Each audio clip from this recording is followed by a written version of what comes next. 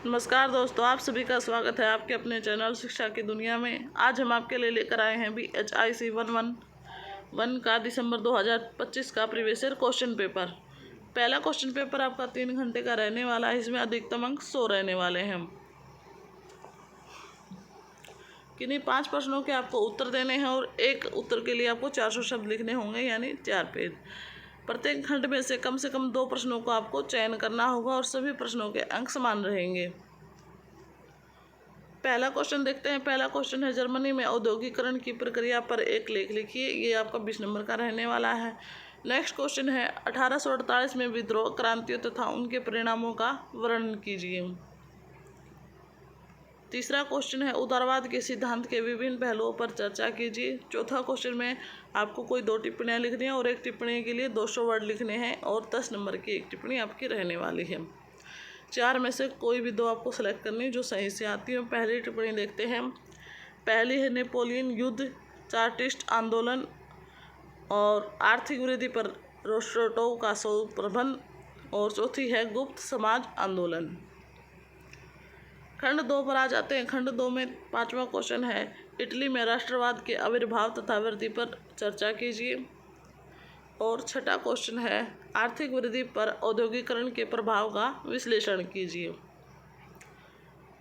7वां question है, लोकतांत्रिक और राष्ट्रवादी लामबंदियों के परस्पर संबंध पर चर्चा कीजिए। और 8वां क्वेश्चन है, 4 हैं टिप्पणियाँ, कोई 2 आपको सिलेक्ट करनी है। एक टिप्पणी के लिए आपको 10 नंबर मिलेंगे और 200 वर्ड आपको लिखने हैं। पहली टिप्पणी है, ब्रितानी राष्ट्र राज्य का गठन। दूसरी है, रूसी औद्योगिकीकरण में राज्य की भूमिका। और तीसरी है, हैब्सबर्ग राजशाही। और चौथी है, उपयोगितावाद। नेक्स्ट क्वेश्चन पेपर देखते हैं। नेक्स्ट क्वेश्चन पेपर हमारा जून 2025 का रहेगा। इसमें आपको 3 घंटे का समय मिलेगा और 100 अंक का आपका पेपर रहेगा। किन्हीं 5 प्रश्नों को आपको सेलेक्ट करना होगा।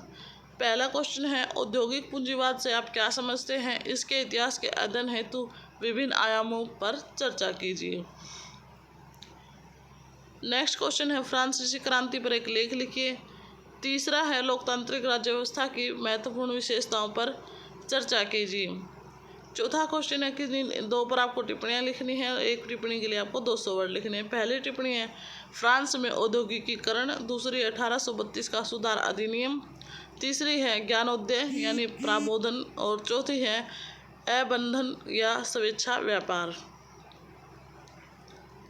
5वां क्वेश्चन है, यूरोप में राष्ट्रवाद के विकास में विभिन्न चरणों का वर्णन कीजिए। 6वां क्वेश्चन है, 19वीं व 20वीं शताब्दियों के दौरान यूरोप में महिला आंदोलनों पर एक लेख लिखिए। 7वां क्वेश्चन है, वर्गीकृत समाज को परिभाषित कीजिए। पूंजीपति वर्ग किन्हें कहा जा सकता है? 8वां क्वेश्चन में आपकी 2 पर टिप्पणी लिखनी है। पहली टिप्पणी है, सोवियत पुनर्एकीकरण। दूसरी है, ग्रेस्टेक्रोन या ग्रेस्टेकोन का सिद्धांत। तीसरी है, शहरी वृद्धि पर औद्योगिकरण का प्रभाव। और चौथी है, बिस्मार्कवाद। नेक्स्ट क्वेश्चन पेपर और डिस्कस कर लेते हैं। नेक्स्ट हमारा दिसंबर 2024 का क्वेश्चन पेपर रहेगा। इसमें भी आपको सेम फॉर्मेट मिलेगा। 3 घंटे का समय, 100 अंक और प्रत्येक प्रश्न के लिए आपको 400 शब्द लिखने होंगे। 5 आपको सिलेक्ट करने होंगे, एक खंड में से 2। और सभी क्वेश्चन के अंक आपके समान रहने वाले हैं।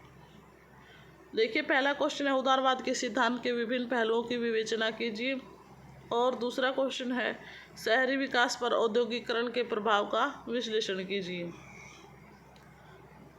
तीसरा है, लोकतांत्रिक और राष्ट्रवादी गोलबंदी के बीच संबंध की विवेचना कीजिए।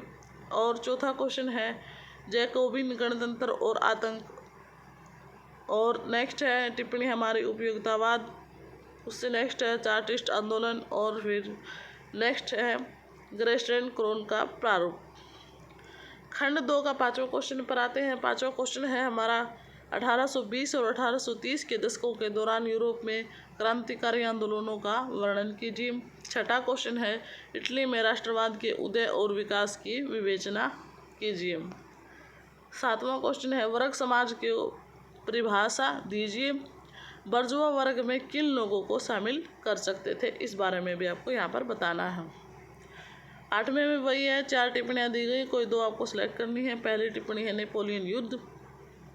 दूसरी है, ब्रिटिश राज्य राष्ट्र राज्य का निर्माण, तीसरी है समाजवाद और चौथी है परिवार औद्योगिकरण पर प्रभाव।